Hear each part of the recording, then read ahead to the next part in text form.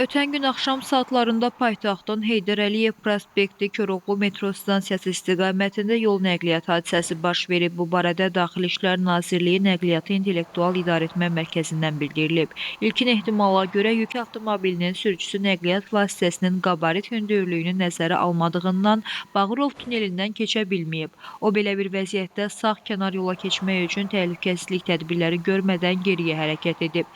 Hərəkətdə olan minik avtomobillərindən biri isə arxa tərəfdən ona çırpılıb. NİM sürücülərin nəzərinə çatdırır ki, yol hərəkəti haqqında qanunun 42-ci maddəsinə əsasən nəqliyyat vasitəsinin geriyə hərəkətinə o şərtlə icazə verilir ki, bu manevr təhlükəsiz olsun və hərəkətin digər iştirakçılarına maneə yaratmasın. Lazım gəldikdə sürücü başqa şəxslərin köməyindən istifadə etməlidir. Hadisə zamanı ölən və xəsarət alan olmasa da, bu qəzadan sürücülər bir nəticə çıxarmalıdırlar.